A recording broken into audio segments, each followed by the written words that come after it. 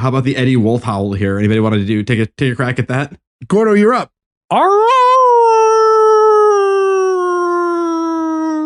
Yours was a little sadder than Eddie's. Eddie's is very excited. Yeah, yours is more like, you locked me outside, please let me in.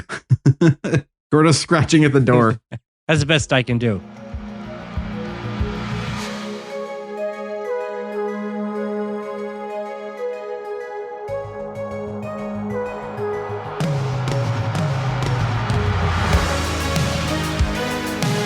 Welcome back, everyone, to S1E1, the show where each week we pick a different sitcom, watch just the first televised episode, and forgetting anything we might know about the future run of that show, rate it and decide if it's a show we want to greenlight or cancel. This week we're going to be talking about The Munsters Today. The Munsters Today went 73 episodes over 3 seasons on syndication. Today we're going to be talking about Episode 1, Vampire Pie, originally airing October 8th, 1988. So to get things started, I'm Jay Gags. With me as always, all the boys, Gordo, Joe, Ferg, and Nick. What's going on, guys? Get the buckets. We gotta milk the bats. Ladies and gentlemen, start your ovens. This is going to be a wild one. This piece of shit went longer than the original. How the fuck I know. Yeah. Damn it, that was my trivia. Yeah, well, there's not a lot of trivia on The Munsters Today yet, so I think we all have that one ready to go. But yeah, no, what was it like? It's one more season, but it went like 3 episodes longer. It's only 3 than the episodes original. more. Yeah, it's different season length, but still, it went a year longer in time and an extra season. It's fucking wild. That's something I remember. And again, just to clarify to everyone, we are covering The Munsters Today, which is the 1988 kind of reboot of The Munsters. If you want to hear us talk about the original Munsters, we did that last October. Go back, you can listen to that one. S1E1 Pod, by the way, .com. That's going to be the link to all of your places to go for everywhere you can listen to us, all our social medias. Go over there, S1E1pod.com, S1E1pod on Twitter and Instagram. But yeah, we already covered The Munsters, so every October we do kind of a Halloween, spooky, paranormal block of shows of horror and such. We don't have an official name. Yeah, the Spooky Dookie month. So yeah, we're doing Munsters Today. It's our tribute to Rob Zombie, our generation's greatest auteur. Robert Zombie. If I didn't watch the Rob Zombie Munsters before watching this, I would say this is the worst thing that happened to the Munsters ever. But no. I actually have some interesting perspective about this show that I want to get into as we do it, because I don't think the show's good, but there are things about it that we'll bring up as we go along. This show, you guys are shitting on this show. It's not as bad as it looks. I'm shitting on this show, but I will say it is nuts and bolts a sitcom, and I appreciate that it is very much in the sitcom formula. I think the problem with this show overall is just that it didn't age well. Like if we were in what year did this come out? 88. Yeah, if we were like watching it in 1988, your perception changes. I just think as far as time goes, it's not lasting. It's just weird because it's more modern but looks cheaper than the original show. It does. That was a big issue with That's the color. It's not just the color. Their cost, like his like shoulder pads, like they look like someone stuck a pillow under. There were definitely big like, budgetary issues. One thing I did read, so I'm sure you guys might have caught, is that like the set they used to cut money, they like redressed the set of, what was it, soap? Soap. Yeah. Billy Crystal's soap. So you could tell this had a tight budget to begin with. Some of the props in this are wild. At one point when they're bringing in all the groceries, Herman picks up a bone, and it's like the bone from Pee-wee's Big Adventure. It's like, Andy! It's the most comical looking thing ever. Like, oh, what dinosaur did he steal this from? It is weird because it went a whole other season, but only 3 episodes more than the original run of The Munsters. It still blows my mind because this show is like lost in the world. It's not easy to find episodes. There's not a lot of information on it, but it had a decent run for a show that like you can't find anything on it. This is also one of those shows when you look up a lot of the actors, it's like known for The Munsters Today. Yes. Like, oh, yeah, but they're all known for a lot of other shit. I know, it's just weird. Some of the people were in a ton of stuff, but a lot of the pictures and the first things that pop up in their IMDb's are The Munsters Today. Like, what a legacy. To go back to the episode length for 73 episodes, I think it's funny to think the original Munsters went about 70, but only over 2 seasons. We talked about that last year, but to only have 2 seasons, but like 70 episodes is so crazy when you think of like modern television and how few episodes will be in a season. What's weird to me is that this feels so far away from the original. Like it's only 22 years. That would be like us covering a show from the year 2000. It's not that far removed, but it feels like they're from different. The year 2000. But it feels like they're from totally different generations or times even. You know what I mean? Like the 60s wacky Munsters does not feel like it has any relation to this show. And it's insane that's only 22 years. For sure. There's things about this that feel Munstery. And we'll get into it as we continue to talk about the episode. Because there would be certain scenes where I would like picture it if this same scene happened with the original cast and shot the same way in the old sets. And some of these scenes would work and they would be funny. It is kind of interesting. It just, I don't know, the magic wasn't there in this incarnation. Yeah, no, I could see this whole plot being a plot line of the original show. It's just the original show had better actors, better script, better budget. Yeah. And I guess before we get started, I should mention, so this show, we're only even aware of, Ferg, you brought it up to us originally, based on nothing but the intro alone. And this episode doesn't have an opening scene. It starts with the intro itself. So we might as well just talk about that. I've heard Gordo sing it 10,000 times already this week. So. Can we sing it? Do do do do do do do do. We're the Munsters. We're the Munsters. We went to sleep a long time ago. Woke up in a brand new show. Do do do do do do do do. We're the Munsters. We're the Munsters. Today. Do do do do do do do. Now, Ferg, you've talked before that you love when theme songs explain what's going on in the world. Did you enjoy the 2 lines that just sort of glaze over how this exists?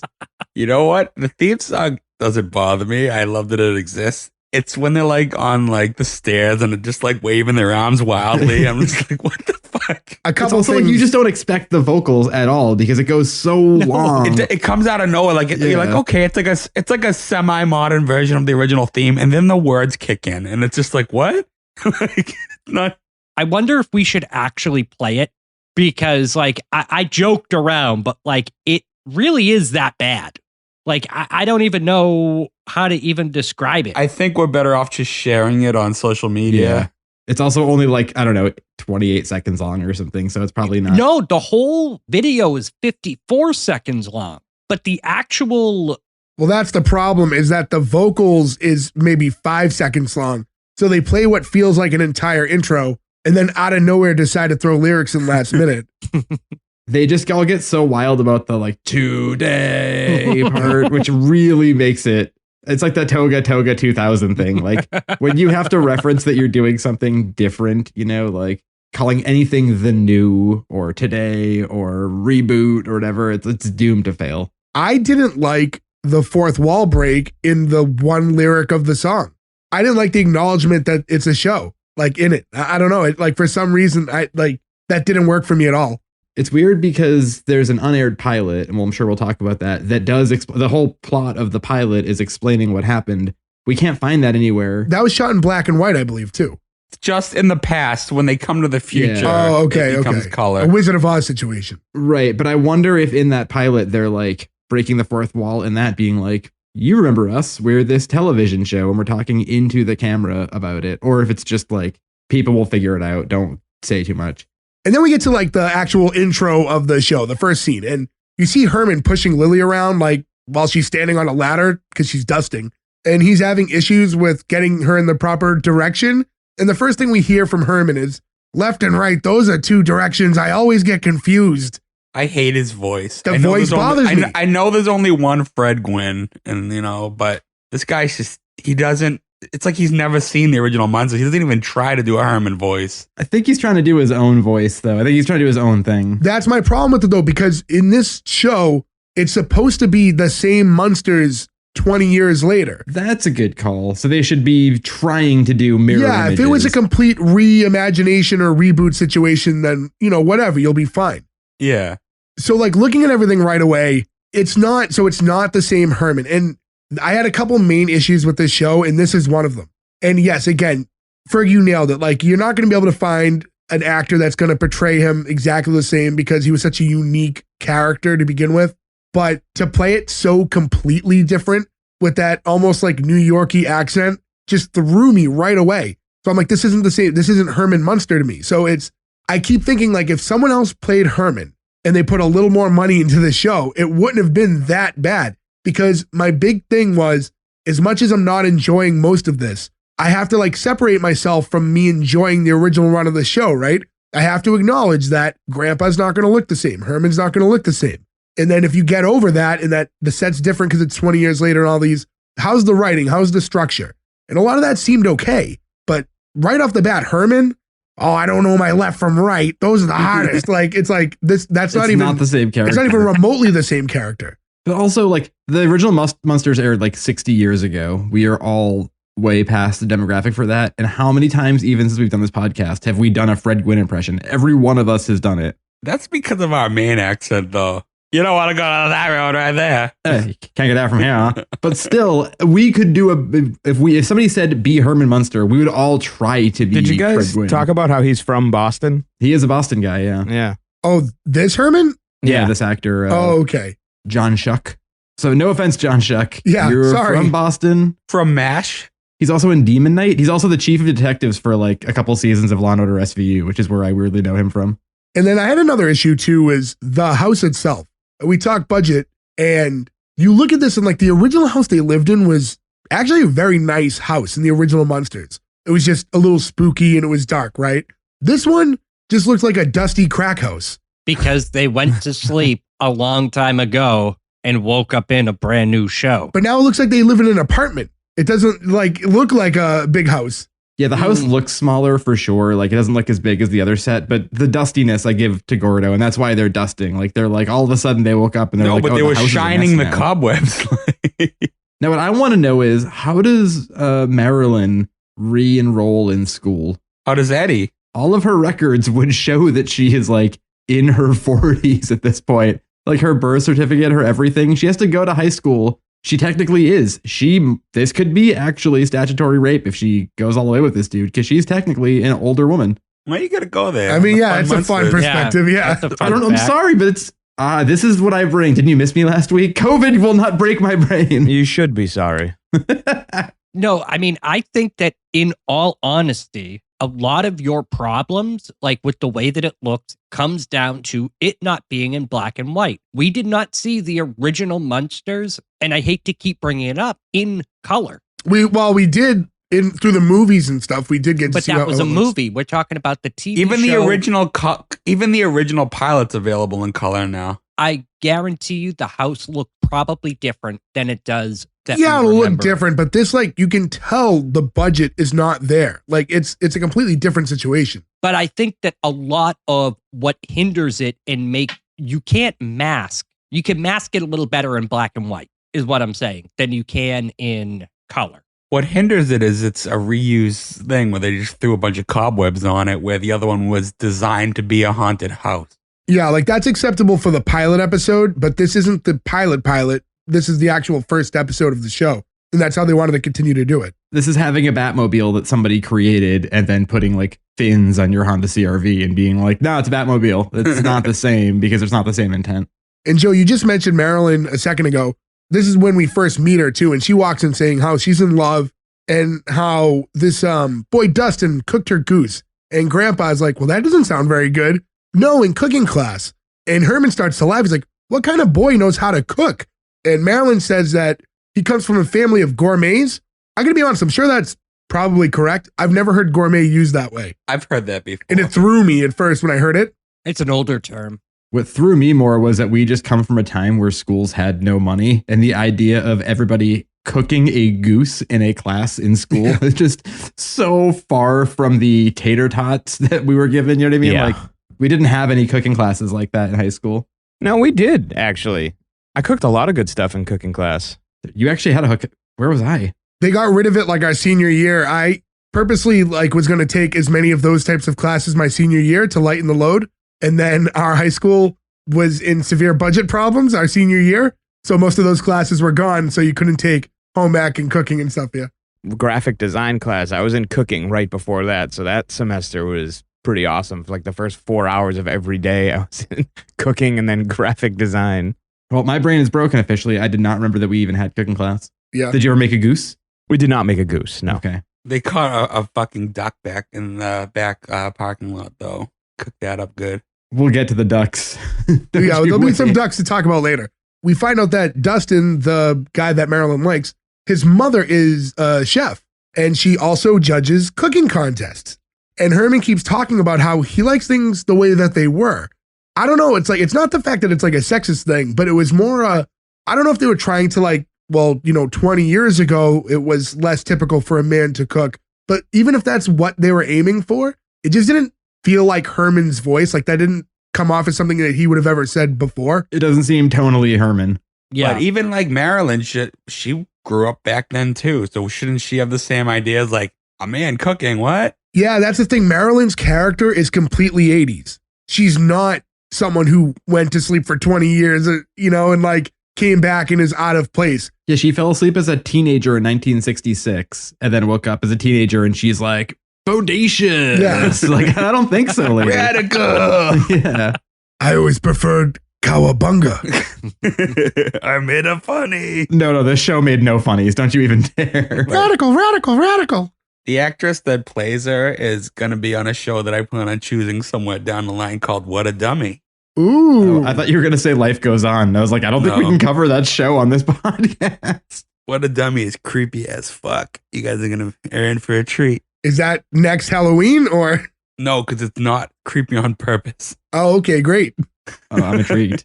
So stay tuned for that. Do you think, though, to bring it back to the conversation about the goose, do you actually think that maybe that she was so surprised by the fact that this boy cooked a goose and that's why she was in love with him? Because she had also never seen it. She's No. coming at it from the same perspective as you guys. No, but that would have you made guys are more thinking- sense 20 years ago for them to just be cooking goose than it did in the 80s. I mean, goose, people eat goose. No one's denying that. Yeah, no one's saying that nobody eats goose. We're saying it seems weird that it's tone deaf. The whole show is very confused about where it's trying to go. And the goose thing just seems weird, and the love thing seems weird, and her not acting like she's from the 60s, but everyone else still acting like they're from the 60s. All of it is very weird. Yeah, that seems like a complete oversight. Like I know with the rest of them, because they're 3 seasons. 100-year monsters to begin with, that, they wouldn't always be completely of the times. But Marilyn is someone who was like your quintessential teenager from the 60s in the original run of that show. So for her to just step out of that deep sleep and now just, wear tracksuits and scrunchies and be an 80s girl, it just doesn't make any sense. Did they just come out of their sleep in a brand new show? I think that's what we're led to believe. That's why we're saying they were sweeping the cobwebs and stuff, because they just woke up. This is episode 1. That's why I wish the unaired pilot was the pilot, because I would love to like be able to get into it. But basically, I think it's something like Herman develops his bad snoring problem. So Grandpa invents these coffins to help them all sleep, but he sets it wrong, or there's like some kind of surge which makes them sleep for 60 years. Yeah. And they wake up and it's something like that. It's been a while. In the intro, you see like a thing where like the dial is set to forever. Like it was supposed to have like different time lengths. So that was like the whole like crux of it. It seems like you just wouldn't make a forever option. Don't give yourself bad options. You know what I mean? Like, Yeah. make the only option 12 hours. You know what I mean? Like, Well, everyone if just goes to forever bed is at an night. option, I can only assume that like it was originally invented by Grandpa as a torture device for his enemies. That's a good point, I guess. If you're trying to torture somebody by putting them to sleep forever, but at that point, just kill them. Well, I don't Then he think can't get blood. He's a vampire. No, I'm saying kill his enemies. But to dial it back, Marilyn says that Herman needs to like get with the times because of how he feels about guys cooking. He says that he can be hip, and then he does like this thing where he tries to walk cool and trips over himself, that was a little Hermanish. But then he says not only is he going to learn how to cook, but he's going to win this contest. And he does this weird like gesture where he's like, I don't know if he's trying to flex or pose or what it was. It was very weird. He couldn't move with the fucking bodysuit. Yeah. Yeah, it just seems like him trying to move around in that. It was like he was doing the what was that stupid dance? Like the you know what I'm talking about? This The dance. locomotion. Yeah, nobody can see you though. Yeah. It looks like he's kind of doing the thing that the guys did in the Breakfast Club when the guys are all like in a row. Oh, yeah. No, but It's you kinda know what like I'm that. saying? Like the You milking a cow? kind of, but in a like, It looks like you're just like the skiing in the go-go? middle of the back seat right now. like a go-go dancer, like this. Come on, like ready? So Joe, you were talking about the boots. You could see it in the intro. His like those platforms are ridiculous. They're insane. And they go up like to his knee. Like, why did they get such a short guy to play him? You guys think they at least made an offer or like a feeler to Fred Gwynn or the original cast? If I read correctly, the last movie that they had made was like a feeler to like, it had a lot of the original cast and was to try to see if they could reboot it. Then that didn't get off the ground, and then they did this instead. Like there's a 7-year difference between those though too. There's a long time. that's how like television stuff tends to work though. You know, once they like Munsters Come Home, something like that. Something like that. The movie. with a you. Go dancing. Good. Were you stuck on that whole time? Yes. Okay.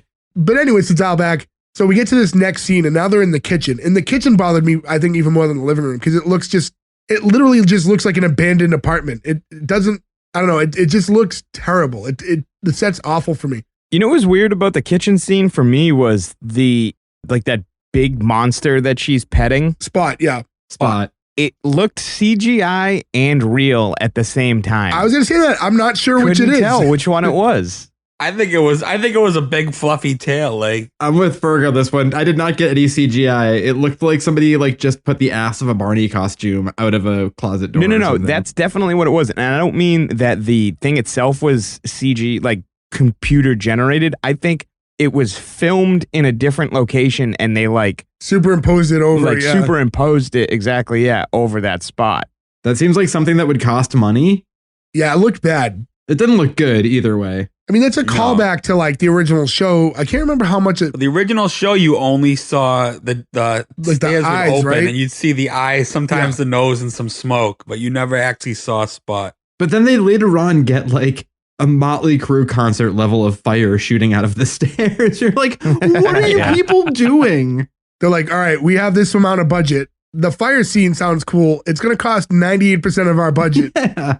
It's like, we'll just use a fucking stuffed animal for Spot's tail, but then we will use like legit pyrotechnics for under the stairs. They did those scenes first. And then shit, we don't have a budget of money. now. Yeah, what do we do next? But yeah, Grandpa and Lily are petting Spot's tail.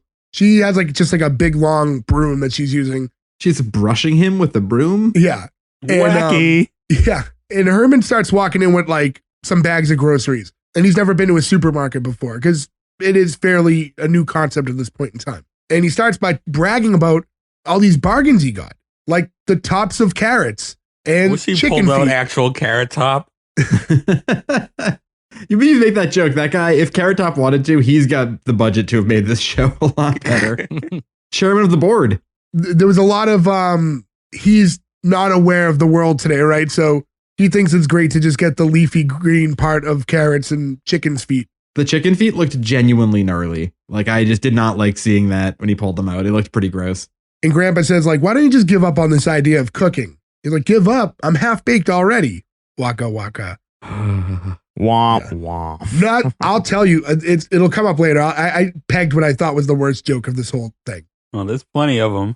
There's a few more. Yeah, I have a few written down. I just wanted to say the grandpa, like, I hated his look.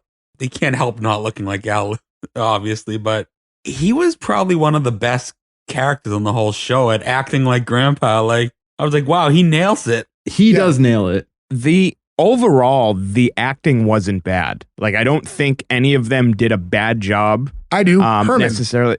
No, I think he did the best with what he had as far as the writing goes. No. But as far as acting went, I don't think he did a bad job. I think if you put someone who is trying to portray Herman Munster the way we knew him in those same scenes and situations, it would have came off very different. Did you have the fun fact that actor also played Frankenstein's monster before? I did see that, yeah, in a commercial. I will say, though, the one person who's, I think, acting the best because they know what's going on is Julie Newmar. Yeah, she seems to definitely know exactly where she is and what this paycheck is. And she's just like kind of walking through it, man. Like, she's not giving it too much. She's just there. And I appreciate that she like just understood and was like, fuck this. I think we're getting a good performance from Grandpa. We're getting a good performance from Lily. Marilyn's character has been swapped, so it's tough to compare. Herman, I don't like. Eddie's kind of like in the middle. There's not a lot there. He's close enough, so it's not like a big issue, and we'll meet him in a little bit. But they don't give Eddie much either. They give Eddie a couple little kid lines. But Marilyn walks into the kitchen and she's showing Lily this magazine that has like a love quiz in it. And that's very of the times. If she passes, she's going to ask Dustin to ask her out, which Which is the dumbest shit I've ever heard Yeah. in my life. And Grandpa says, Quiz Smiz, use a love potion. Just look at what it did for Sean and Madonna. That I was like, oh, Don't fuck. do it. I mean, like, look, this thing is dated to fuck. So how much did anyway. you hate that line? That made me so upset. You can do that and make that joke funny. Like, they do that same joke in The Wedding Singer, which he's like, you guys will be together, like Bert and Lonnie. I And you're liked like, it there, though. okay, that's funny there because of what they're doing. But in this, they're like just throwing a popular modern couple together, and it did not land. It did not age well. Neither did their relationship. Yeah. What would have been a better joke is you name people from the past that didn't work out, but they wouldn't know it because they were asleep, and then that'll be the joke. Who were popular at the Which time. is similar to the Wedding Singer joke in a way. Right? If they just woke up a week ago, how the hell do they know who Sean Penn and Madonna are? Yeah. What a Madonna? That's true, yeah. Yeah. What's a Madonna? Grandpa doesn't peek at these magazines too from time to time. I mean, I guess they're I mean, they don't show a TV, and they don't seem to leave the house very often. Herman had never seen a grocery store. To keep going though, Lily says that love potions are old fashioned, and don't take it personal though. He's like, why should I take it personal even though love potions are my specialty? And he gets like really emotional. Loved it. I loved it. He's great. Yeah, he is the one shining star of this whole thing. And I had wrote here, like, there is a lot of like dialogue and pacing of the show that feels a lot like the original, and it doesn't work. And for me, I guess it's the visuals. And like I said, Herman, because that's the main character and he was the most far removed from the original, it's really tough. So even if everything else is so similar, if your main character is playing that role so different, it's really like it You're disconnects. gonna hate the Rob Zombie one then. The Rob Zombie Herman is way closer to this version than the original. Well, now this is what I'm used to now. So now it'll probably be Maybe easier to you'll love it pivot. then.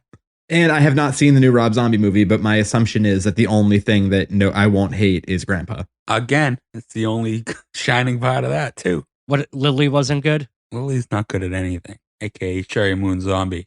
Stop casting your wives and girlfriends and daughters in movies, dear directors. Dear all directors. It's not just at Rob Zombie. I'm looking in your direction, Kevin Smith. I'm looking in your direction a lot of people. Whoa, hold on. Ease up. Ease up. I haven't It's like seen the whole Clerks 3 yet. Helena Bonham Carter and fucking Yeah. What's it? W.S. Anderson or whatever. Tim Burton. Yes, thank you. I couldn't think of it. But they're doing this love quiz a little bit, and there's a question about if he goes for a kiss on the first date, is he Mr. Right or Mr. Fast? And Herman's like, he's Mr. Dead. That was out of place for Herman. That seemed aggressive He for was him. never like that on the original Yeah. story. He was never overprotective of Marilyn.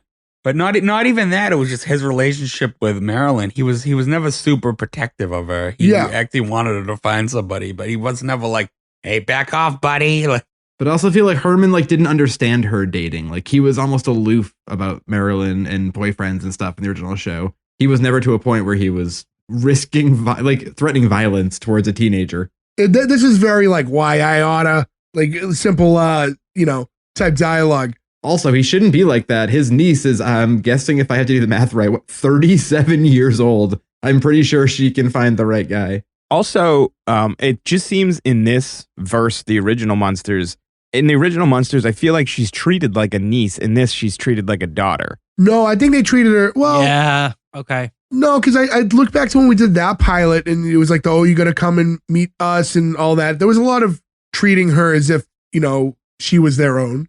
They're doing this quiz, and then when they're talking about the kiss thing, she asks Lily, when is the right time for the first kiss? And Lily tells her to use her instincts. And Marilyn's like, instincts? Like she doesn't know what the word instinct means? there's something with this later that I didn't get at all, but I'll wait for us to get to it. Yeah, I mean, but- that kind of threw me because even if, all right, forget her actual age counting the sleep. Even if she was like a 17-year-old girl or whatever, you should know what that word means by now. I'm kind of surprised to write the joke too. If she was like instincts and Herman was like, ooh, insects, that'll be good for the meal. Yeah. That seems like a joke that would have fit right I there. got some of those in this bag over here. As he pulls out, he has like 17 grocery. He just keeps bringing in bags. Did anybody count how many grocery bags he I brought didn't. in? It was a good amount though, but that was like the gag. He got 8 excited. bags, something like. I would say it was around 15-ish. He keeps getting more and more though. But by the end, he goes back for like another round. He's like, ooh, the rest of my groceries. How many chicken feet can you buy? Lily asks Herman, are you sure you don't want me to help you out with this whole cooking thing? And he's like, oh, I know, because it's like, you always say, Too many cooks spoil the critter fritters. And Yeah, that's another one of those lines you're just like, fuck me. He's this is closer so to bad. the original Uncle Fester than he is He kind of Herman is. Yeah. Munster. To be fair, I wish that he had a light bulb in his mouth most of the time instead of talking. Well, to be fair, he does make electricity later. Okay, I do enjoy that scene though. so we cut to the next scene and we're in the like dining room area. And Marilyn tells Lily she scored high enough on the quiz to ask Dustin to ask her out. Again, just seems like a weird concept. And then Eddie pops out for the first time. He's just like sitting in a dresser or something that's just like in the room. Then he starts doing the power line dance. It's crazy. Yeah. He says that he's going to tell Dustin to act sick or call out sick that day, knowing that Marilyn's going to ask him out. Ferg, as you said, Eddie Munster played by Jason Marsden, who's like from everything in the 90s. He was Max in the Goofy movie. You would know him from Full House. You would know him from Step by Step. He was in like every major Everything. sitcom back then. Yeah. You know what's weird is I looked up, I wanted to see how many episodes he was in of Full House as Nelson because he's such a memorable character. 4. Really? Doesn't that seem insane? No shit. Because in your head, you're like, oh, he was in that I wonder whole what his season Step by where they're Step like, run was. He must have had a good run there then. It's really only 4 because I know he comes late into that show, but he's just there when she like breaks up with Steve and there's like that competition. I guess that's only 4 episodes. yeah, he battles Viper for her heart. Yes. And then he shows up, I think, in Fuller House, possibly. One episode, he was bald too, I believe. Is he bald in real life? No, I don't believe so. That's why it was strange. Although we will have an opportunity to find out in a few weeks. Oh, yeah, you guys are going to meet him at the We'll Comic-Con. see him in Rhode Island. Yeah. Can't wait to talk to him about this show. He's going to close the door and go, yuck, for a second you mention it. I want to walk up to him and act like I only know him from this acting credit. You should. I loved your portrayal of Eddie Munster. We could probably print out a nice glossy 8x10 for him to sign. I bet you he has one. Not as Eddie Munster. I doubt it. You get this idea that like, oh, they're too big for parts. They print out pictures for everything. I know. I mean, I've been there, but I have a feeling we're not going to see an Eddie Munster 8x10, but I guess we'll see. That's why I have my Kevin Nash signed Super Shredder picture. Yeah, but that's at a Comic-Con. Yeah. No, it just makes me think of, did you guys watch that China documentary that came out a little while ago? Night in China? We talking China with an I or a Y? With a Y. Yeah, a Night in China. Search it. Do not search that. I'm talking about a different one, but nudity is involved. There's like a really well-made documentary. I don't know if Netflix made it or Vice or somebody that's sort of about her like final days or whatever. It's really depressing or whatever. But they're talking about her like she had like some shithead manager who's having her do all these Comic-Cons, and it was like the sign was like signed autographs of China, clothed $20, like nude $30. It was like charging more for it just made me feel so slimy, you know? Did you buy one? No, it was a documentary, Nick. I could totally see you going on eBay after watching it and being like, oh, I need one and signed to Dave. I don't want to. If I'm getting a nude 8x10 of a sad dead lady, it's going to be fucking Anna Nicole Smith. B. Rue Arthur, McClanahan. outstanding. Yeah, Rue McClanahan's not a sad old dead lady. She was a very happy lady who's dead now. Let's get back into this show. Monsters, baby. You want my cold dead body? Stop it. And so it's almost dinner time. And You know what they sorry to come on, real come quick on. though. I know. I was just thinking with Herman being, a Frankenstein monster, like Frankenstein creation, that could be their way around the different actor, different voice. He woke up, they had to replace certain parts. That's why he sounds different. That's why he looks different. Yeah. That Yeah. would explain All right. the really weird boots that go up so high. What I didn't like is just those boots looked like shit. That was the problem. They just look like there's fabric over them or something. Yeah, they could have They're just not like stylized boots. them a little bit. Yeah. But yeah, it's anyways, it's almost dinner time and Eddie's not very excited when he hears that his dad made dinner tonight. We also see Grandpa trying to like sneak out of the house. And when Lily's like, where are you going? He's like, out for a bite, which was a nice little vampire joke. He's the shining thing in this. Every time he pops in, you're like, oh, okay. That's a tough, it was like you have to disconnect that he's not going to look like Grandpa from the first show.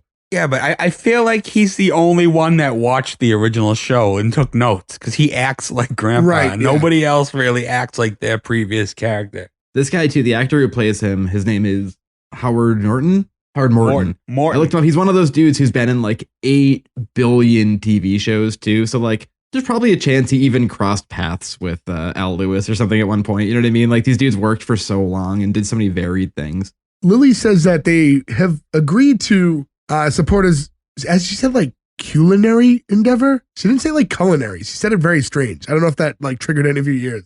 No. Culinary. He's like, I support it, but I don't have to eat it. As they're talking, Herman comes out with like the cauldron or whatever, and dinner's served, and it looks like these like blue noodles that are like as thick as quarters. Like it was like udon noodles, way thicker. It looks like something that would get pulled out of a giant nose in Double Dare. That's what this whole meal looks like. They're like as thick as dreadlocks, and they're just blue. Yeah, it looks like they shaved Predator's head and put them in a stew. But it was weirdly effective because it legitimately grossed me out. And usually it's like, oh, prop food. I was like, ew. That's true, yeah. You know what? If equally grossed him out, those if they just pulled out a piece of broccoli. Touche. Ew. These bowls are really interesting too. They almost look like, do you remember when we were little kids and you could like still smoke inside restaurants or whatever? They would have those like foil metal ashtrays on tables. I know exactly what you're talking about. You know what I'm talking about? That's what these bowls look like to me. Did you also notice that instead of knives, they all have cleavers? I didn't notice that. I did see that, yeah. And then, so to get them into the bowl, Herman has to like cut them with scissors out of the serving spoon or whatever to like that grossed me out too. The idea of cutting your food with scissors. I don't know what it was about that, but I felt like just uneasy in my stomach watching that happen. Kitchen shears. But those weren't kitchen shears. You just like grabbed a pair of Fiskars and went for it. Yeah, they looked like barber scissors. Yeah. He was strutting and cutting after he made that deal. Lily's trying to be supportive. So she's like, I'm going to have a bite just as soon as I count to 3, and does like that typical counting in fractions thing that you would see in so many shows. That was kind of an expected move right there. And she takes a sip of like the broth that came with it, and immediately like her mouth gets stuck. I didn't get that at all. So did he make glue by accident? Yeah. And then they do this like a thing that only works in cartoons where like the way they pried her mouth open in real life would have shattered every tooth that she had in her mouth. I mean, like it's no, that was an oil can. That's what they cut to later. Yeah. Oh, I thought they were putting a metal thing like to like a pry bar. No, that was that old timey oil can. It was like the Wizard of Oz. I can't believe I'm bringing up Wizard of Oz twice, but I must have really been zoning out at this point. First time when I was looking at it at first, I thought it was like a torch. I was like, they torched her mouth open. And then as I looked at it, I noticed it was like those little oil cans. So maybe the food gave her tetanus. But yeah, that's the next scene over is when you see the oil can opening her mouth. Herman's shouting now that like, his cooking stinks, and he's pounding the counter, and you see like pots and pans falling, which, had a little bit of a Munstery vibe. Very Munstery. That at least did feel a little Munstery, only, poorly executed. Yeah. Explain this next line, because Grandpa's like, never say never, so you're gonna win. Was this like a Rocky thing? It felt very Rocky, yeah. It felt like he was jumping into Burgess Meredith, who would have been actor opposite of Julie Newmar in Batman. So I'm wondering, because it had to be another like of the time reference that they were going for there. So I was like, maybe it's Rocky, but I don't know. 88 would have been Rocky 4? He's dead by then, though. There's no Mick in Rocky 4. Oh, you're right. He dies in 3. Yeah. Spoiler alert, if you guys haven't seen the Rocky movies. And if you haven't, start with 5. It's the best one. Don't skip it. Skip it. And I hope you don't get attached to any of the characters, because other than Rocky, they all eventually die. Spoiler alert. Yeah. Don't get attached to anybody. No, the little shithead son lives. Not in real life. Oh, bummer. I didn't know that. I feel bad. I just meant that he's like the character in the new movies is kind of a shithead. That's his like actual son in Rocky 5. He passed. Oh, bummer. I didn't know that. So, sorry. Well, there's a sad pivot. So in any event, it's Ferg laughing at sad things again. I'm laughing at Joe smiling through it too, because I was going to point out you guys gave me shit for that. I just have a bad sense of humor. It was gifted to me by Mama Medusa years and years ago. Mama Medusa? Well, Grandpa mentions Mama Medusa, Lily's great grandma, and that she was the best cook in all the land, and nobody who ever tried her Transylvania surprise lived to regret it. They tell him that he can use the recipe for the contest because it's so easy an idiot can make it, so now we get to prove it. Herman starts jumping up and down, saying goody goody, and the camera's shaking and things fall. Again, like, that's got some Munster feel to it. Same gag as before when he was pounding. It's also just like the camera person went like... Yes, it was done very poorly. So fucking bad. I was going to say, this seems more Herman than the first time he jumped. Because the first time he jumped was almost again in anger, like because he can't win the contest. Like, yeah, it does seem more Herman to jump comically. out of excitement. What doesn't seem Herman is to do the world's worst Julia Childs impression, which happens here, which I was not expecting. So the next scene now, Herman had made the Transylvania surprise, and we see the family sitting at the dining room table as he presents it. And yeah, Joe, as you said, he does his best Julia Child here. Joe, you want to give us one? Oh, bon appetit! Hey, speaking of that, Jay, how's your Bobcat Goldthwait impression coming along? It's awesome. And as soon as you find a show that I can use it for, I can't wait to give it to you. So there has to be something. There isn't. I've looked. It's gonna, something's gonna like unearth one day that like I'm unaware of, and it'll bite me in the ass. But Mr. Bobcat, can you please direct us to something? As I'm sure he's an avid listener, yeah. Yeah. If there was ever a time you're sick right now, you could probably do a really good one. Yeah, I know. You probably could. Well, he probably wouldn't eat Herman's food because he's a vegetarian. Yeah, so we look at this Transylvania surprise, and it just looks like a dessert. I don't know if it's intended to be a dessert, just like a pie or cream cake. Pie. Yeah, with like green frosting all over it. Gordo, is that your favorite kind of pie? It is. It is actually. I enjoy a good cream pie. That joke aside, it reminded me of all the food in the movie Troll 2. I don't know if you guys have ever seen that, but all the pies and stuff has green on top of it. Known to be like one of the worst movies of all time. Of all time, yep. Is that the one with Julia Louis-Dreyfus? That's the one with, oh my God. Is that the cream pie line?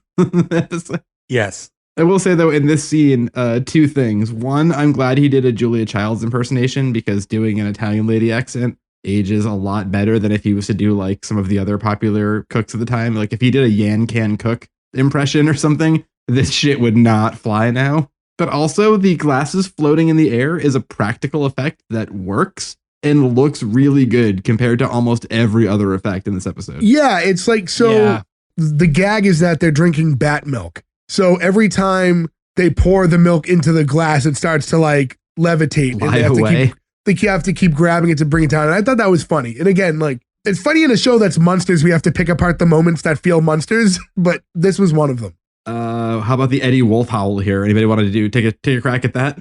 I think Nick's due. That was pretty bad. Well, the reason for the howl, by the way, is that they're all eating the Transylvania surprise, and it's actually very good. So everyone's loving it. Lily even says that it's better than Mama Medusa's herself. That's when we get the Eddie howl. And again, I'm doing everything in my power to not cough. I'm actually pretty sick right now. So there's no chance I'm going to be able to do that. Gordo, you're up. Yeah, I did Julia Childs. It's your turn. Yours was a little sadder than Eddie's. Eddie's is very excited. Yours is someone yours is more like, you locked me outside, please let me in. Gordo's scratching at the door.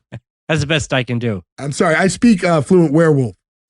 But as they're all eating, Marilyn walks in and tells everyone that she has a date with Dustin and that he's going to come to get her tomorrow night. Am I the only one that couldn't tell if her walk-in was happy or sad until she delivered the news? I wasn't paying attention to that part of it. You know what I noticed though? This was like the first time it actually dawned on me. I was going to mention it earlier though.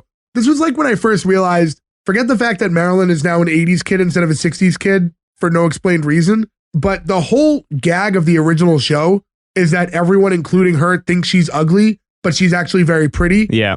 And they just completely get away from that here. That's like a dead thing now. True. Yeah. Also, them being asleep wouldn't stop her from aging. Yeah. Well, we don't know what's in those coffin chambers or whatever, but it's not like a time thing or they're not like frozen. They're just asleep. It's a world of vampires and monsters and stuff. You got to give them a little bit of leeway with stuff like that. Yeah. Yeah, nerd. I think we talked about this in the first Monsters episode, though, where like did Grandpa become a vampire when he was an old man?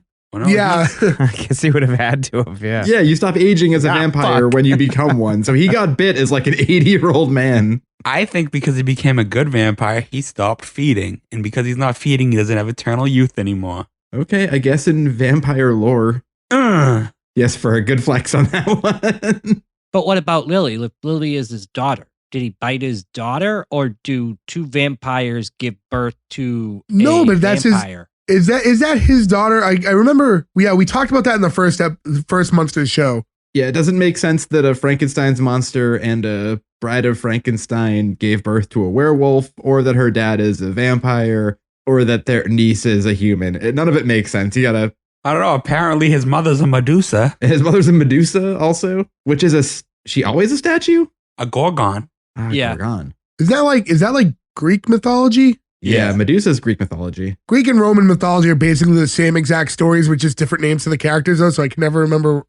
The Romans are named after planets. All the planets are named after Romans. So yeah, it's one of those things with Marilyn that the main thing that if you pull anything from the original show, like describe her character, it's the fact that everyone in the family thinks she's ugly, but she's actually a very attractive girl. That's like the running gag. And it's just like a dead entity now.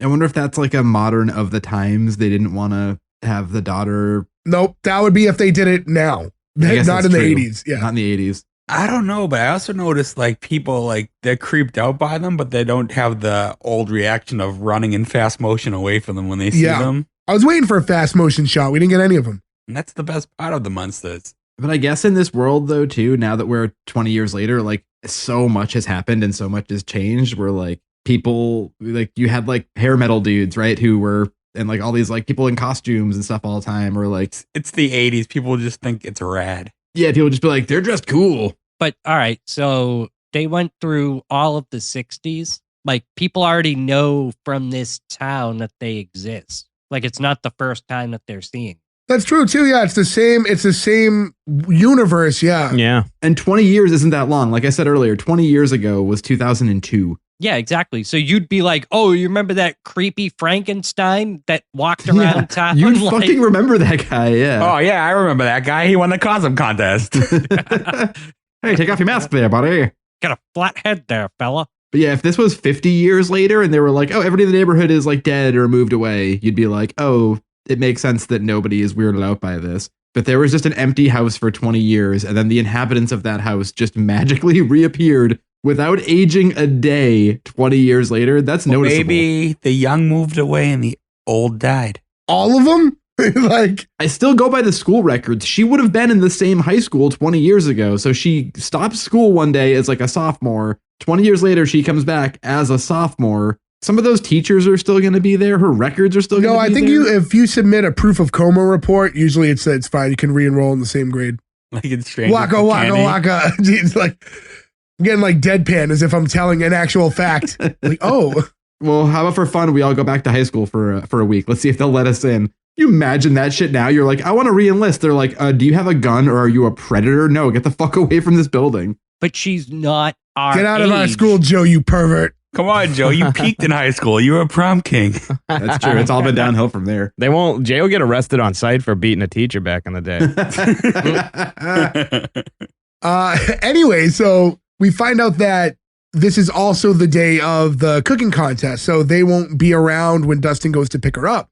And then also Dustin's mother is the judge of the cooking contest, which was kind of alluded to earlier when it was first brought up at the top of the episode. Herman doesn't want her knowing that he's in it because he thinks it wouldn't be fair. She likes him too much, which, comes into play later on when she actually sees him. Herman praises Grandpa for remembering the recipe so perfectly. Something's bothering him, Grandpa, that is. He said that there's something like gnawing at him, not in a good way. And it's something that he can't remember. And it just ends with that quick call back again of his glass lifting in the air and he like has to bring it back down. And again, it does make you, he's the one person. He kind of makes you like, okay, I'll keep watching. I want to see what the one thing he screwed up is. You like kind of care about whatever it is that his story arc is going to be. Yeah, and we get to the next scene, which is at the actual cooking contest, which is weird because like the set change made it look like an 80s sitcom more than like when they're at the house. Obviously, the house is done in a more horror way, but this looks like the set to any, like you take them out and this same set is used in every sitcom of that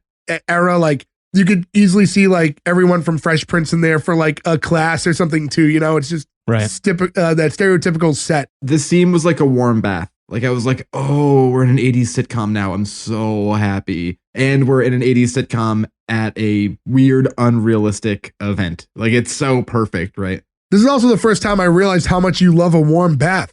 I was just gonna say that. Oh, I'm a man that loves a warm bath. I haven't had a bath in, well, that sounds wrong. I don't say it that way. I haven't taken a purposeful bath and not a shower in probably 25 years. There's no tub in my house, so we only have showers. Our tub has rust in it, so I don't Oh. want to sit down and get lead poisoning. Or rust in your bum. I am a man that I like to take bubble baths. Like I got no qualms of taking bubble baths. I feel like the water never stays hot for very long. But that's when you get out and you shower. Well, you know what I think of is like when we were in high school and we'd be at Ferg's house and Ferg still had buckets of toys in his tub. He did. I was in high school. Ferg, pick up your camera right now and walk to your bathroom and show us your tub. I was like middle school.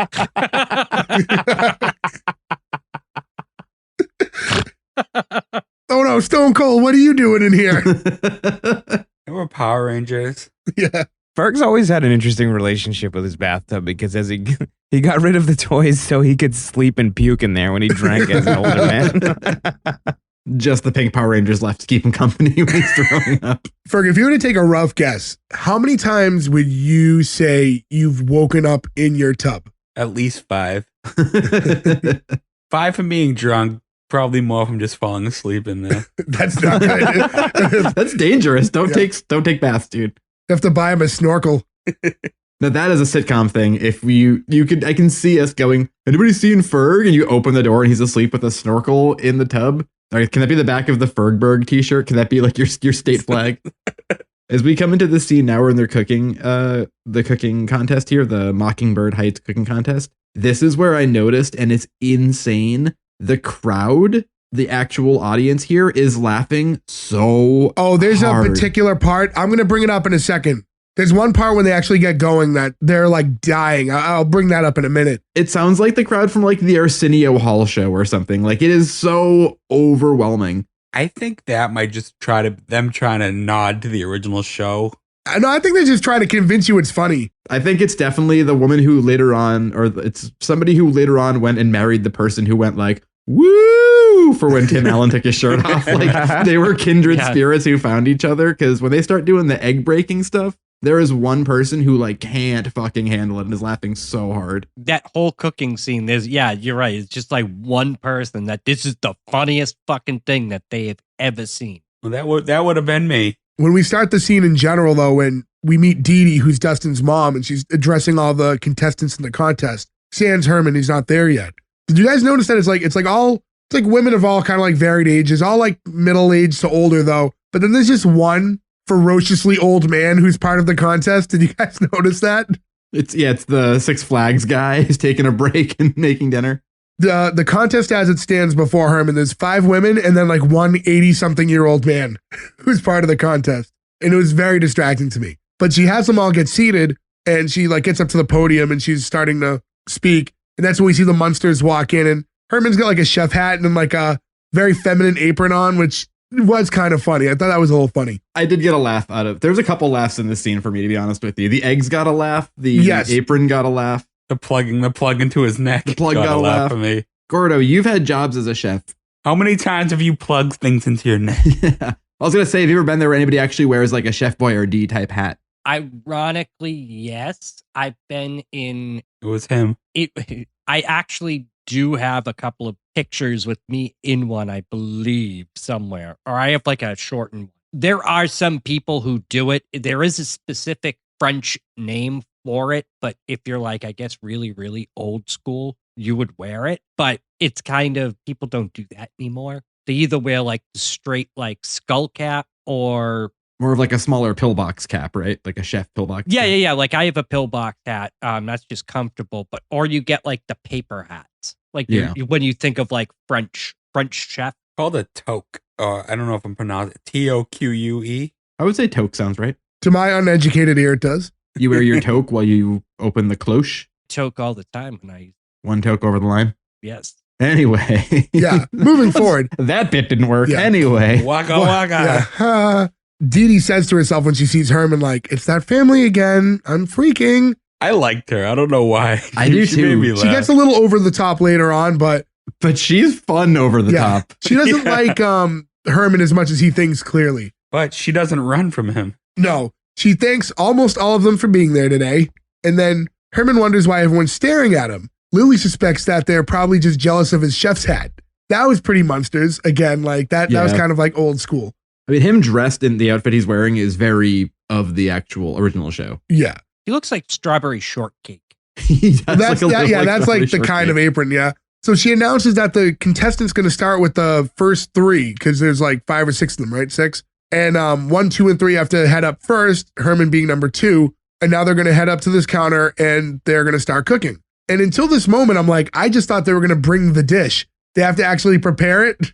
So that was my problem too, was that you're having a cooking contest. They're going to be there for 5 hours. 3 people? There's 3 and then there's 3 more. That's what I'm saying. Like, so after they cook and prepare like an entire dish, now the other 3 have to do it. Like they're going to be there until fucking 7 in the morning. Yeah, this is a long day at the local cooking contest. I don't understand what they're doing. Just go to the high school or something. Go to the home ec class where there's a ton of stoves. Like let them all cook at once. That's why if you ever watch any of the actual cooking competition TV shows, they're timed. It's like, you've got 30 minutes to make whatever, because otherwise, like you said, Jay, you'd be there the whole night. And then we get Herman like dumping the sack of utensils all over the counter. And this is when like the fucking audience is going berserk. Apparently there's nothing funnier than eggs. Eggs in your pocket, though. If someone's to walk up to you at work tomorrow and just seriously, not trying to make you laugh, just start pulling eggs out of their pocket, you would laugh. Out of fear, because I'm clearly in the room with a serial killer. Eggs account for the longest laugh in television history. Longest audience laugh. Was it when the gobbledygooper broke out of his egg?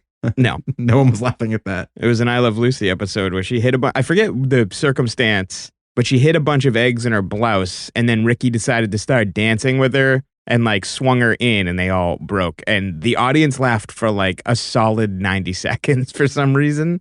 So maybe they were trying to chase that. Simpler times. We need egg jokes. But yeah, no. So he's pulling eggs out of his apron and his pockets, and then one of them he pulls out, it's already broken. So some girl fucking loses it when that happens. That's the woman who marries the Tim Allen guy or whatever. It's just too much. And then like he breaks another egg like by placing it down because he's too forceful with it. So the egg humor is really getting over.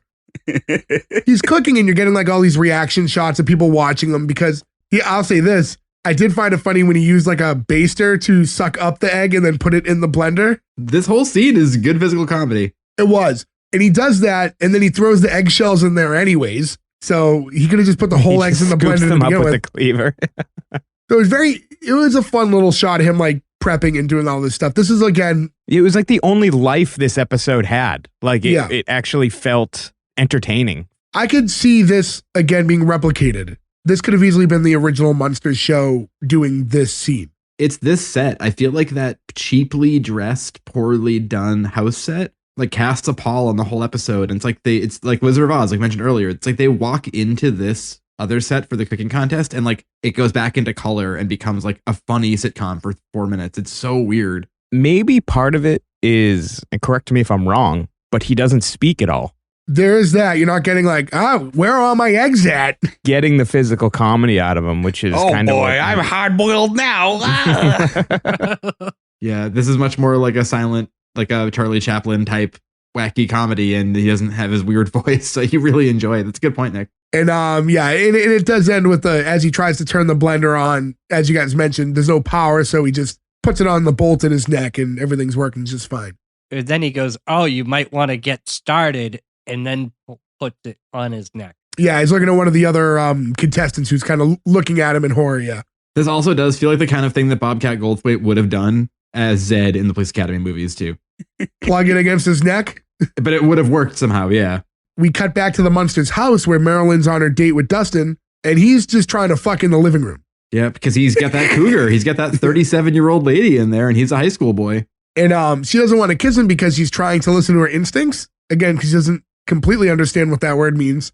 Dustin says, well, come closer and close your eyes, and we'll get quiet, and we'll both see if we can hear it. And then he's going in from the, for the kiss again, but then the cuckoo clock comes out and starts squawking, and then like everything in the house starts kind of going like haywire. And that's when we get like that fucking crazy pyrotechnic that you brought up earlier from like where Spot usually is under the stairs. Like that explodes. There's just all this stuff going on. But the explosion it just didn't fit the budget of that show at all. It's so big. It's just that one balding long haired dude who's like, hey, like he's the pyro guy and he's just going to overdo it. He's like, I can hook you guys up. Don't worry about it. Let's make this look good on TV, man. Yeah. Also, did the bird who comes out, did it play Hail to the Chief Like it squawks something really weird. And I think like pom pom pom pom pom pom pom pom pom. It might have been that song. I think it was that, but it was something along those lines, like a weird like rah rah America song that doesn't make any sense here. Yeah, it was a bizarre song because you would have thought it would have been something a little spookier or something to kind of go with the theme. Or like it would have been a raven. It would have been like nevermore. Like it's something. Which I think they did in the original show, right? Yeah. It would talk out, make a quip, and then say nevermore and go in on the original. It was like a show. sarcastic cuckoo clock, right? Yeah. It would make a joke and then it would. And no, you guys can't see my broken cuckoo clock again. Yeah. Ah. But yeah, Grandpa runs out. He's like, "We've got a catastrophe." He's like, "We didn't even kiss, honest, Dustin." I thought that was pretty. His reaction time was really good on that one. I mean, I get it though, because wouldn't you be scared if you were trying to put the moves on a lady whose family were a Frankenstein's monster, a wolf boy, a vampire? Yeah, her grandpa. I wouldn't have walked into that house. Her vampire grandfather. That's how horny he was. Her grandfather, who's a vampire, runs out screaming. It's like, "We didn't kiss. We didn't kiss." Yep, and that kid grew up to be Frank from Step by Step. He took his horniness with him all the way to Suzanne Summers. And this is when Grandpa realizes that, whatever it was that he was forgetting. So he's like, "We got to make it over to the cooking class and make sure that no one eats the Transylvania surprise." And as soon as he says that, we cut back to the contest. And you can see like everyone's putting the finishing touches on the dishes. And it does look like the green is just frosting, right? He's just like piping frosting all over the top of this thing. And time's up. So Dee Dee heads over to the table and Lily says she thinks she's going to be very surprised by Herman's cooking. And Dee Dee says like something along the lines of it better not be an endangered species. She then heads over to Herman first, which made no sense because he's contestant number 2. Yeah. So she skips the first contestant and goes over to him first. And it's weird to skip for a number of reasons, but the first one would be that she already shows her displeasure at him even being there and doesn't want to eat any of his food, but she chooses to do it first. Yeah, it makes no sense at all. How can I end this quicker? Yeah, that's what I was thinking. How do you end it quick? They had to make him number 2 to put him in the middle for the visual, and then they were like, "Let's just ignore that when it's judging time." But yeah, she says that the dish he prepared, it looks all right and it smells fine. She asks him if he made this himself. Didn't you just watch him make it? Like, it wasn't like he just brought it. He's been cooking it in front of you for the last hour. I wonder if she like meant, is this your own recipe? And they just terrible writers. She finally takes a bite and genuinely likes it. And she's eating it. And as she's like chewing, you get the shot of Grandpa, Marilyn, and Dustin all walking in. And Grandpa asks Lily if anyone's tried it. And when this is what I didn't understand, by the way, this part right now. Well, he finds out and then he whispers something over to Marilyn. So now they have to distract Dustin to not see that what's about to happen to his mother. So he holds up his like cape and Marilyn's like, "Kiss me. My instincts are saying it's okay to kiss me." So now the two start kissing. And then as that's happening, poof, Dee Dee becomes a duck. Well, why did they need to distract him when everybody else in the audience is seeing this happen? It's his mom. It doesn't matter. Well, remember, when we get back to their house and like later on when they see each other, he's oblivious to all of it. So they did mask it. So he had no idea what happened. But you also skipped over like the best line in this whole thing when Grandpa says, "Oh, I know it's gnawing at me," before they get in here. And he goes, "We need the bat milk." And he goes, "Run upstairs, get the little buckets. We have to milk the bat." That's later. I didn't I didn't glance over because it happens much later in the episode. Are you sure? Yeah. Positive. Yeah, That's like almost the last. That's like the last the 2 minutes. reveal that the bat milk is the cure. No, it's not. It's after that. It's after that too. Yeah, this It's is just when Dee Dee turns into the duck. How about we just play it out and you'll find out when it happens? Because trust me, it happens later. I got it all written down, boys. Moving forward, we cut back to the house. And now Herman asks why none of them turned to ducks when they ate it. And Grandpa explains that when they all ate it, they had it with the bat milk, which it happens to be the antidote. And just for clarification right now, we have the family all sitting on the couch and Herman sitting there with the duck on his lap. This whole thing feels very Batman, 60s Batman to me too. Yeah. Like the explosion in the room and then just a real duck there is very 60s. Plus Catwoman's there. Plus Catwoman is there. Here's my thing. If Grandpa realized before he left the house that if someone eats the Transylvania surprise, they're going to turn into a duck, why didn't you bring bat milk with you to the contest? Said that. No, he didn't. No, that's when he finds out that other people ate it. It's way later. Because they had to clear her out because it's hard to force feed milk to a duck. That's why she's now a duck in their house and they're feeding it bat milk with the little like syringe, not syringe, but the like ink dropper thing. Now, on the Munsters, there's only ever been one bat, and that's his friend Igor, who's a male bat. So I'm just saying what bat milk could be. They keep milking the same bat. It's really thick milk. I think I've had this before. Well, salty milk. Do you guys think bat milk would be salty? I don't think you've been listening, Gordo, to what we've been saying. Gordo's been confused ever since he realized that he wasn't paying attention for the second half of the episode. Hey, Gordo, do male cows produce milk? No. Do you think male bats do? The cow's name is Norm. There's a Slitty Slickers reference for you. Gordo, they're talking about cum. Thank you. Easier to just put it on the table that way. Hence the thick, salty milk jokes we were making a moment ago. Moving right along. So they feed the duck some of this bat milk while it's sitting on Herman's lap. And eventually there's another poof, and now the duck turns back into Dee Dee. And she screams and jumps up because now, out of nowhere, she just appeared and she doesn't know what happened, and she's sitting on Herman's lap in his house. As this is happening, Dustin and Marilyn are walking into the house. And Dustin, having no idea where his mom went, said it was like unlike her to disappear, but then she runs by.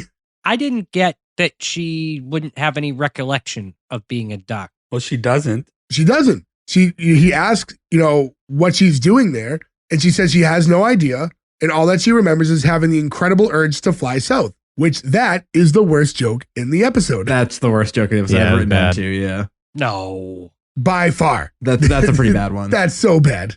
So the Munsters all head over to where she's at. Dee Dee starts having like an anxiety attack because of everything going on, and it results in her now like quacking over and over again as she's panicking. Well, she's, coming off of being a duck. I can imagine the little quirk. But I'd have a panic attack too, not for nothing. Listen, they're all like monsters and you're in their house. Like, I get it. And you're on this guy's lap. She says out loud that she's having like anxiety, and then she starts quacking, and it gets very wild. And I don't want to say she's like overacting, but she's toying that line. Nah, she's good here. She's good here. It was just the right amount of freak out and dialogue. She would think she got roofied from eating his cake because all of a sudden she's at home on his lap. Yeah, she's in his house on his lap. And after eating his cream pie. Hey, you got one. Yeah, we'll count that one, Gordy. So during her anxiety attack, Herman asks about his Transylvania surprise. And she says that, surprisingly enough, he might actually end up being the winner of the contest. Even though she only ate one thing, she didn't even eat the other things from the contest. That's a good call. I didn't even think of that. She gets turned into a duck after eating the first dish. And leaves, yeah. Leaves, and then she's like, he probably won. Yeah, he probably won. Everything else probably sucked, right? And did they tell all the other contestants, hey, we'll be right back? And then you wait right here. Hours. Was she the only judge? Yes. Looked like it. It looked like it, right? Yeah, maybe there's an alternate. Just in case someone turns into a duck. You never know. In a food contest, what if somebody gets sick from eating the food? Then they probably didn't win.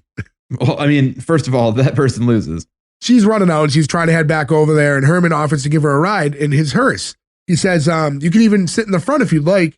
I thought that was all kind of a force. That was a little too... The Munsters kind of exist in a world where they talk like that, but they don't always acknowledge how different they are. And the you can even sit in the front of the hearse, to me felt a little off, but I don't know. I don't know if it struck you guys. I felt like if Grandpa said it would have worked. No, the way it should have went was, I can give you a ride, and she looks out the door and sees it's a hearse and goes, ugh. And then the fast motion of her running away. Yeah, and then he says, you could have rid up front. Herman chases her out and says something about, having leftovers. Now, Grandpa hears that and he starts to panic. And he says, we need to grab little buckets to milk the bats and head over there. That's the best line in the show. Wherever you put it. Yeah, that's the best line in the show. I mean, it wasn't a bad line. I don't know if it was the best line. It got me cackling. I literally legit snorted at that. It's not hard. No. The whole episode, I mean, I chuckled here and there, but that, I audibly was laughing. Raffle laughing. Again, it's our job to overanalyze, right? We're talking about a monster show, but Herman should know better, right? He already saw her turn into a duck. Why is he talking about having leftovers? He means the other contestants' food. Yeah, she only took a piece. Well, that's why he panicked, though. He was worried that everyone else was going to eat it. Grandpa. Well, there'd be leftovers from every meal, including his. That's true. I mean, how many people, though, are just going to eat some random green pie? You're going to the well too much. You had it, and then you got the first one was all right. Then you went the second time, and then you just, the one more time, you had to give it. I did. It's the Mike Gordon special. No, I mean, I'm serious, though. Who's going to be eating, like, any of these leftovers? I think if everyone watched her turn into a duck, they're probably not going to want to eat that. But also true. Yeah, but if I'm at a food competition, I'm gonna want to try the winning dish. That's true. Well, they don't know it's the only dish she ate. But we don't know if that won, even though she said it would win. Yeah, but he said who's gonna want to try these leftover dishes. I said if I'm at a contest, I'm gonna want to try everything. But the only people there are the contestants, and they all saw her turn into a duck. No, there's a whole crowd. No, there isn't. There were people sitting in the crowd. No. Yeah, they were screaming with laughter at the eggs, remember? What are you talking? No. That's just the There's a whole audience to the There's contest. seats they cut to them during the cooking. You do see the seats from not the studio audience, but an actual audience for the competition. Yeah, Lily and them are sitting in the crowd with the other people. No, they were sitting there. No, those were all the contestants. Yes. If you look, they have all the numbers. There's like 10 seats or so. It's not a lot, but there are seats. Go back and watch. You go back and watch it. You thought I they don't were need to. I milking watched bats it the first time. every And saw scene. the entire audience. Also, I will never go back and watch this. I kind of want to watch the unaired pilot, if we're being honest, but that I would watch. The room clears, and now the only people left are Marilyn and horny Dustin, and it fades with the two kissing, and the house starts to go haywire again, like all the stuff with the cuckoo clock and fire and all this stuff happens all over again. And I thought that is the end of the episode. It felt like it should have been. This last that was scene, like the close. Yeah. There was closure for everybody. I was wondering if it ended and the next episode had started and like they kind of just attached it to the beginning of this. So like I let it go until the end, obviously, but I wasn't positive until it went to it was the ending. confusing because they did the whole fade to black and it felt like the end of the episode, but there was one more scene. And now Herman and Lily are sitting at the table. This is probably the next day or whatever. Herman looks upset and he says that Marilyn will do anything to Dustin, but hold on. Marilyn will do anything for Dustin, but Lily won't even play chess with him. And she's like, why do you want to play chess? I've already won 106 games in a row. He's like, no, 105. And then she moves like one piece on the board and goes, okay, 106. So I guess they were playing. But then Herman heads over to the couch and Lily joins him because he looks a little sad and asks him a question from the love quiz or whatever. And she asks him what his dream date would be. And he says, get all dolled up, had an early funeral, and then head to the video store to pick up Friday the 13th. You know, the superior of the horror franchises. Get out of here. And then Lily says, we've already seen Friday the 13th. He goes, I know. I turned it on for Eddie so we can head upstairs. Oh, horny Herman. Horny now Herman. Horny Herman. We got horny teens, now horny adults. He doesn't want to play chess. He wants to play chest. Yeah. So, and then the episode ends with Herman and Lily running upstairs to fuck. Yeah. It literally, that's the end is like, well, we'll just go upstairs and fuck Do, now. do, do, do, do, do, do, do. Yeah. Ooh. It's like, what the fuck? I'll tell you what I'd like to do, Lily. Dustin, the character in the next year from this show, is in Friday the 13th. He's in Jason Takes Manhattan. Oh, no shit. He's like one of the main characters in it, yeah. There was the obvious ending, and then the fade back, and then the unnecessary scene to end it like it was an episode of Married with Children. I was going to say, it felt like Al going up the stairs after Peg being like, okay, Peg. Do you think that this was like a Good? No. post-credit thing? No, because it was like the actual credits ran after that scene. That was the only thing to validate that it was actually supposed to be part of it. Okay. It's hard to say because like post credits weren't like very prevalent back then. No, it's the commercial break, one quick scene, and then the credits. Like they still do that a lot now. But that's it. Yeah, that was it. That was the entirety of the episode. I just look back at it, and I've said this already. If you took the same script, there was a few dated lines, you know, of the timelines. A few things that didn't make sense and could be better. But like I think like this could have been an episode of the Munsters. Like a lot of what happened. You know what it is though? It's the same meal with different ingredients, and that's the problem. Everything is like they bought at a cheap supermarket instead of having Fred Gwynn and stuff. It was just bad. It was like the casting of Herman, I think, was the doom of the show. It really was that and the lack of budget. If they put a little bit more money into the actual set and hired a better person to play Herman, because these are the main things you're looking at, I thought the writing wasn't that bad. For a Munsters 80s reboot, it wasn't that bad. It had a lot of the same charm, but it didn't work. And I just can't help but think that when your main character is such a far departure from the actual voice of the original main character, and then that set looking like just a dusty apartment from any other sitcom and not like this big lavish home like they lived in originally, it just takes you out of it. I think weirdly too, they just didn't give Lily anything. Like I mentioned earlier that she seems to sort of sit out and just be like, I'm just taking the paycheck or whatever. But like you've got everybody playing so over the top that she's just kind of every once in a while shows up and is like, oh, Herman. I think she played it pretty true to form from the original Lily, though. If you really look at like the original cast and like how they all acted, Lily didn't have a lot of over the topness. This is post Batman, right? Has to be. Post Batman by 20 years or so. Yeah. Yeah. It's just weird because she's like so much older, but she's not supposed to play an old person. I mean, technically she is, but She doesn't look old though. She looks great for 20 years post Batman. She's probably only like in her early 40s here, I'd assume, right? Yeah, it's such a weird thing, right? it's definitely post Batman because we're only a couple years off of Batman 89. That's true. Next year from this is the superior Batman movie of all time. Agreed. I don't know. Is there anything else you guys want to touch on?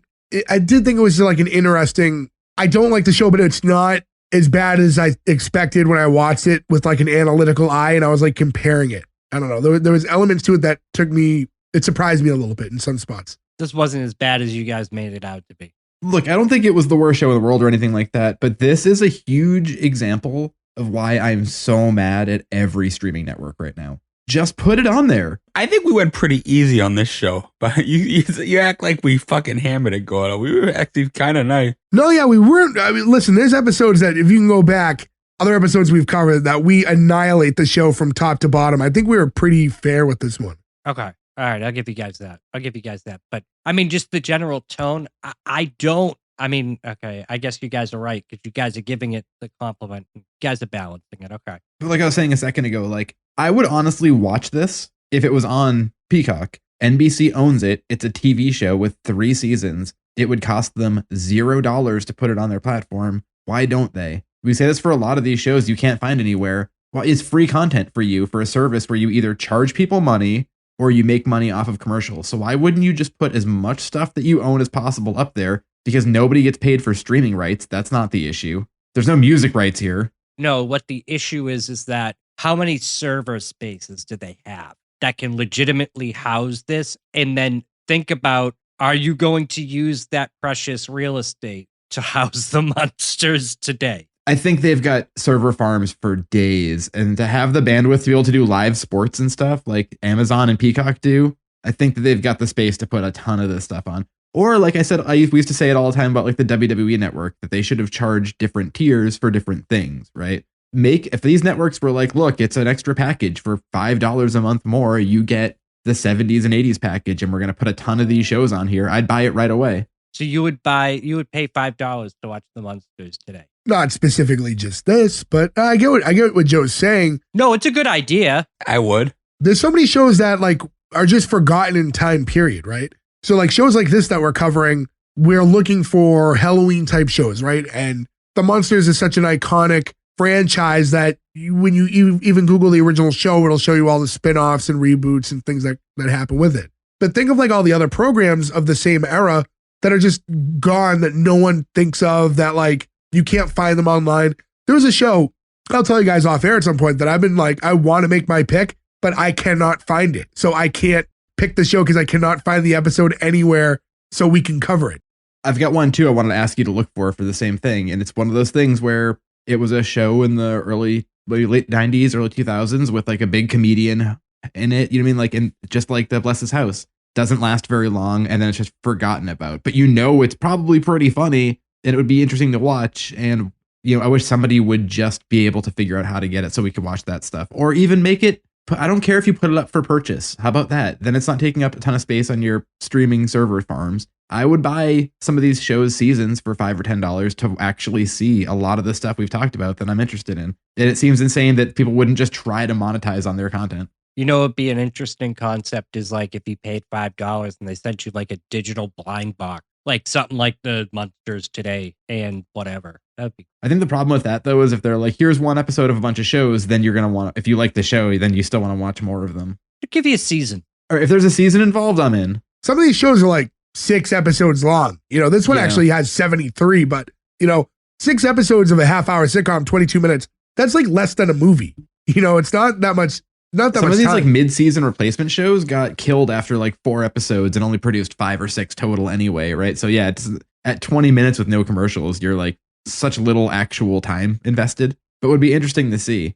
And you can see when there's demand for it, because last year Hulu put up all of Golden Palace, which is the sort of spin-off sequel to Golden Girls. But they advertised it like it was a big deal. Like, hey, no one's seen this in 20 years, and now you can stream all of it. And we watched all of it in a day. Yeah, and people went to it. They know how to advertise television shows. Right. We say it all the time. We need to be consultants for a lot of this stuff.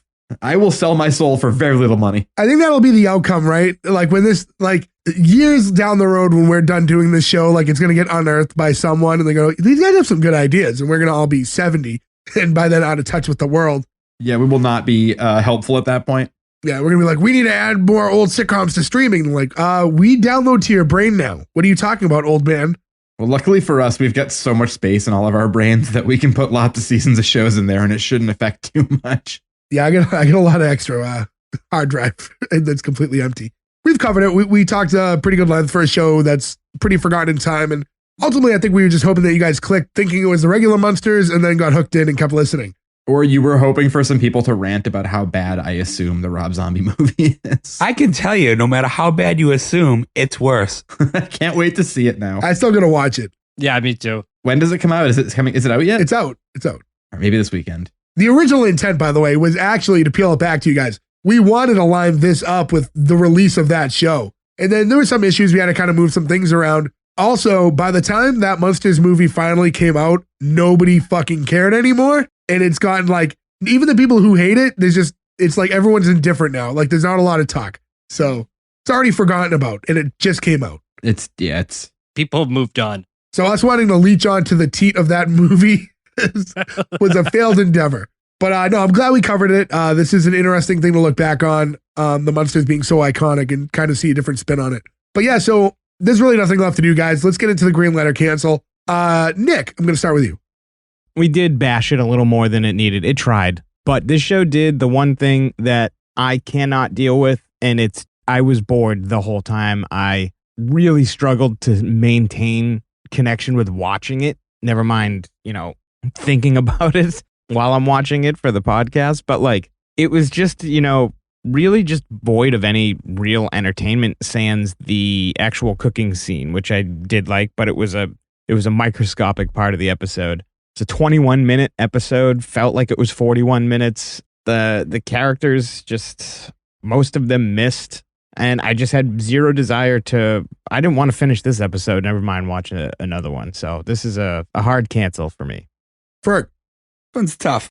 One issue I have with the show is its main plot is they fell asleep and woke up in the 80s, but they very little capitalize on that whole fish out of water, them being from a different time and not understanding this time and era, which is the crazy 80s. Like, if anything, the Munsters would probably be more comfortable in the 80s where everyone was weird. I don't know. I feel like they could have just eliminated that whole plot point because it really is just like a reboot of the Munsters.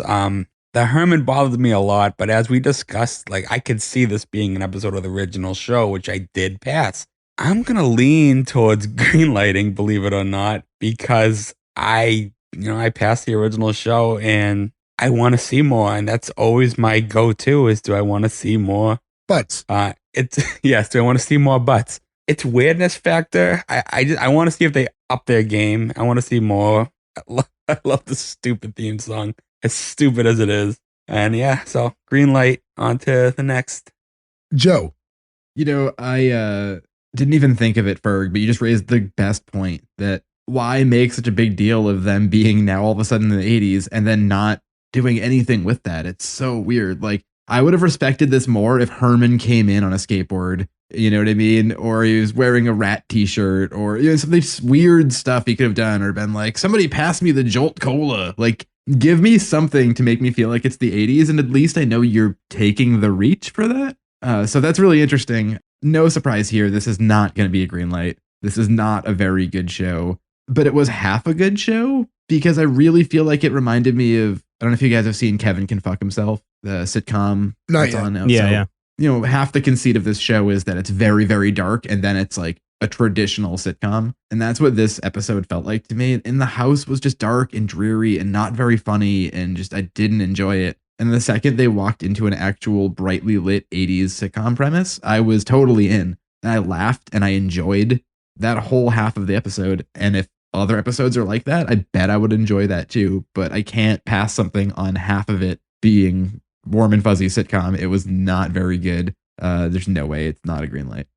Gordo.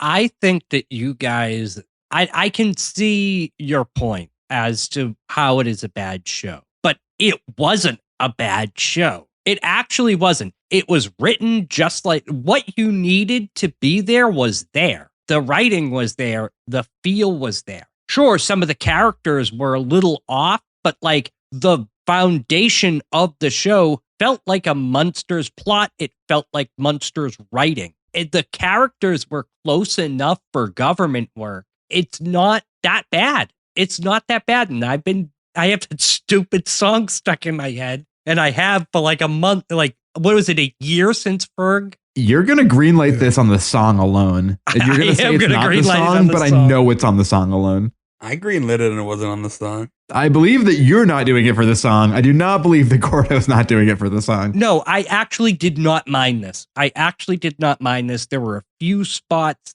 where I think that this show lacks a little bit is it's not in black and white. I feel like if it was in black and white, you'd get a better veneer. You could hide a couple of these. It wouldn't be as cheesy, but that's just a minor thing. It's a green light.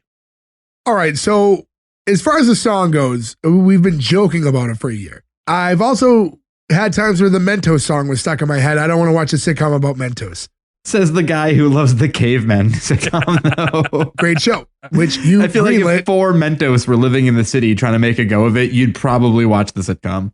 which That'd you be greenlit. awesome. They'd be able to get away with anything because That's apparently true. that's all you need. It's just an entire sitcom of people moving cars across the street. Anyways, to continue on. Listen, I've been defending this as we went along. It was not as bad as I expected, but I couldn't get past these hurdles. Like I said, Herman, it really bothered me how off it was. The costume looked cheap. He didn't look the part. He didn't act like Herman Munster. The set of the house really bothered me. There was a lot of substance to the show that wasn't that bad. And I kept saying, you have to stop just thinking about the original show at some point and just look at what you're watching and stop just comparing like, oh, he doesn't look like Grandpa. He doesn't look like Eddie. You know, all these things. But I don't know, even though the writing felt similar at times and I could see a lot of these scenes being recreated, there was just some bit of magic that wasn't there. Something just didn't click the same way the original Munsters does. So for that reason, I got to cancel it. It didn't rope me in the same way. Is there like morbid curiosity to see if it got better? Sure, but only to see if it got better, not because I liked it. Like I said earlier in the episode, I kind of do want to watch the unaired pilot to see how they bridge it and see if that explains any of these questions I have. Otherwise, there wasn't enough there for me. Very surprising that it had the run it did, but is basically completely forgotten in time. That's a lot of episodes for a show that almost no one knows exists. All that being said, sorry to the Munsters today. Only 2 out of 5 from us, so you do not get the green light. That being said, guys, thank you for listening to us. Go to S1E1pod.com. That's where you can find all the links to where to listen to us, where to follow us on social media. S1E1 Pod on Twitter and Instagram. Give us a follow there. I say it every week. Keep engaging. We really love it. We love talking to you guys. We love hearing your ideas and opinions. Continue on with that. But that's it. That's all the time we have for this week, guys. Catch us again next week for week 3 of Halloween, kind of spooky, paranormally shows that somehow fit October because Halloween's coming and we didn't name an event. Spooky Dookie! Spooky Dookie. Thank you, guys.